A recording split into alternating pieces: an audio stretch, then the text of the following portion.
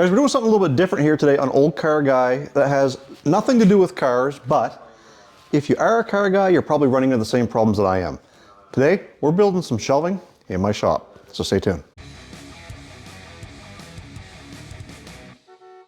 Guys, if you're a pack rat like me, you're probably running into the same problems I am. You've got doom piles everywhere in your garage. But we've got some lumber, we've got a saw, and we've got space cleared out here on the wall so that we can start doubling up on our storage to get these doom piles up off the floor. Now eventually the two big signs are coming out of there, and we're gonna be doubling up on another 16-foot section of shelving. Granted, I still wanna keep my oil cans and my Coke sign all on display because that's part of having a shop. Decorating it and, well, making it your own. This will be a project for another day. Today we are focusing on this wall, and I'm gonna show you how I did it on the cheap. Granted, it still cost me a couple $100. Let's get to work. So let's go over the tools and the supplies that we're using for this 16-foot shelf. Basically what we're doing is we're building a bunch of L brackets. And in my case, the top shelf is going to be 18 inches long. In this particular shelf, we're gonna have 5 of those brackets to cover our 16 feet, 4 foot on center. This bottom 2x4 is gonna be 16 inches long, keeping in mind, you got an extra 1.75 inches at the top. And we're gonna be lag bolting these into the studs. And when I originally built this shelving, I was using a bunch of leftover lumber. Granted, I had to buy some 2x4s, but as you can see, all the rough cut boards for the shelving is just rough cut boards. It's a great way to use up some excess lumber that you have laying around. But being in this garage for 4.5 years now, I've used up every bit that I had. Keep in mind, you're not gonna need as much lumber as I am if you're not building 2 shelves. But again, we're doing 16 feet, 18 inches wide. I've got 4 2x4x12s. We've got 12 1x6x12. The 1x's is going to be our shelving. Going 4-foot spans, you're going to be limited on how much heft you can put on a 1x6 board over a 4-foot span. Keep that in mind. We've got a bunch of 1/4-inch lag bolts with washers, and you're going to want a drill bit to pre-drill the holes going into the studs, so you don't split them apart on the inside. Those are going to be for screwing the back piece into the wall, and we got a bucket of 2.5-inch deck screws, which is going to tie all your 2x4s together. So a fellow's not very good at math, but when we started measuring out on these 12-foot 2x4s, we found out that 18 inches goes into a 12-foot 2x4 8 times. Math, go figure. So I've got them all marked out. We're gonna get those all cut up on the saw, and those will be our top plate. And then we'll cut the 16-inch, the ones that go against the wall. So those ones there, we'll do the math on those ones as well. And the ones at an angle, those are gonna be 16-inch as well, but with 45s on both ends. So let's get to cutting.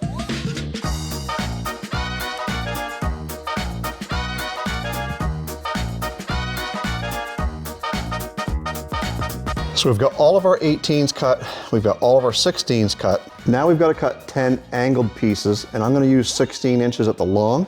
That's going to give us that bracket right there to hold our shelf from tipping over. And on this device, it just happens to have a 45-degree setting right there so that we can get that cut. And what we'll do is we'll cut the first one at an angle, flip it over, measure our 16, cut it at an angle, and then boom, Bob's your uncle. Let's get to measuring, let's get to cutting.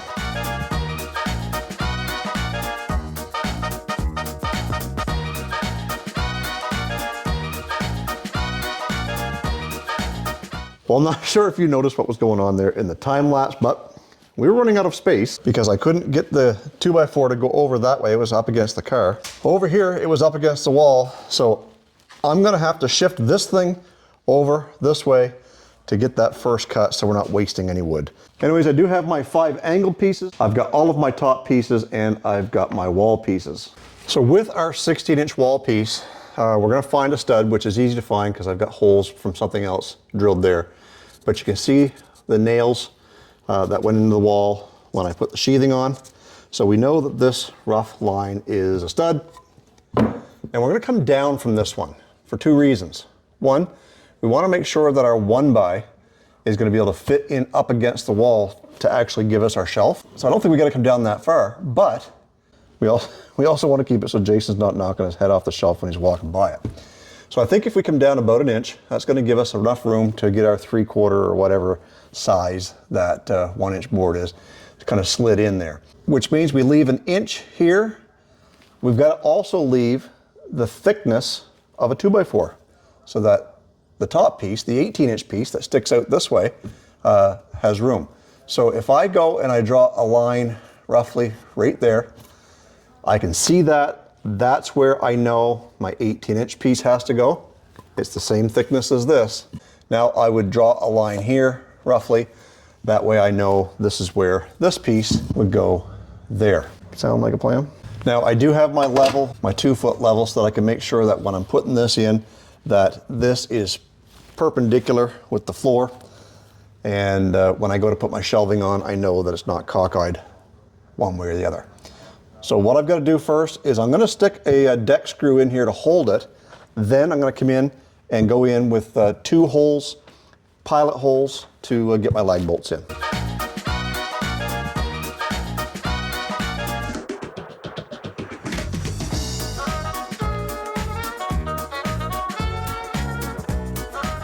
Well, there's the first one down, and it's plenty of tall enough. I'm not going to hit my head unless I'm like way in here maybe. We got that thing right on the bubble, and that's a great start. So 1 down, 4 more to go on this shelf, and then tomorrow we'll tackle getting those signs down and do another one over there. So one last thing that we've got to do before we start the other 4 is we got to know exactly how high that is off the floor. Because we can't take for granted that that measurement is going to be the same the whole way along, but we do know that it's more likely to be consistent measuring from the floor up against the wall. So let's get that done, and then we'll do our other 4.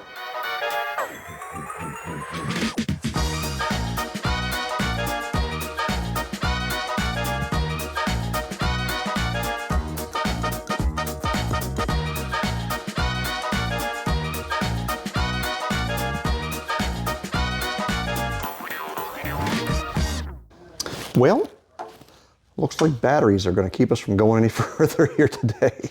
If you didn't notice through the time lapse, I just started them so they would hold themselves in place level. And I got 2 here, 1 here, had to change the battery. And I got this one here probably about halfway through, and the second battery died. And I ain't cranking them things in there by hand. I don't care who you are. I got power. It's only going to take an hour to charge one of these batteries. So we'll get her charged up. In the meantime, it's supper. So I'm gonna go grab something to eat, and we'll come back out here and see if we can get this part of the project finished up. Batteries are charged, not just on the drills, but my belly. Let's get back to putting this thing together and finish up our shelving. Cue the music.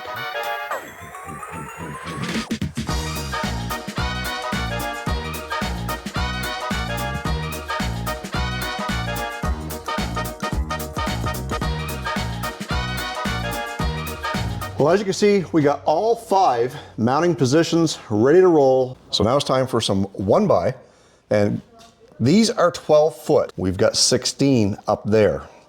So what we're gonna end up having to do is we're gonna place 3 of them up there, and we're gonna take 1 more board and cut it into 4-foot sections. So let's go do that.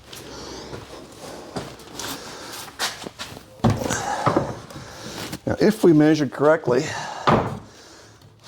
that first board should slide right in there. And our second board. So because we've got some 4-footers cut, we're going to want these boards to be about halfway back. And that one must be hung up over here on the lip.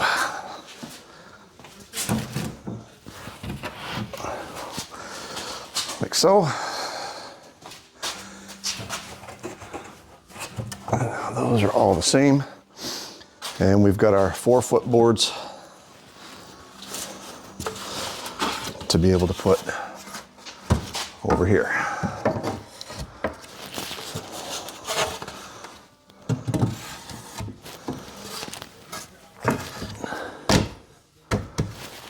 And there we have it. All I've got left to do is to screw down the boards on the top of those brackets, and we've got ourselves some shelving.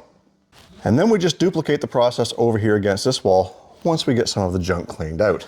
So if you're wondering what this project costs to do 2 16-foot shelves, I've got about $220 tied up into wood and the screws. And depending on the length that you want to go will certainly depend on the cost. But what makes it even cheaper is when you've got some of this material just laying around that you need to use. And when it's all said and done, the time it took to cut all the lumber and get everything all screwed into place, of course, minus having to charge those batteries up and eat, we're probably only into this for about an hour and 20 minutes. So I'm gonna get this shelf cleared off. I'm gonna get some help taking those signs down, and I'll be right back with you and show you the finished product. Well, we've got that shelf all set to go. And we've even prettied up the wall a bit with my gas cans. I took a few signs that I had laying around, put them up here into place, and displayed my signs with some extra lighting, and it just adds a little bit of extra je ne sais quoi. And as I've done everywhere else in the garage with the flags, all along the side wall, this whole back wall, those flags cover up the shelving that's already there.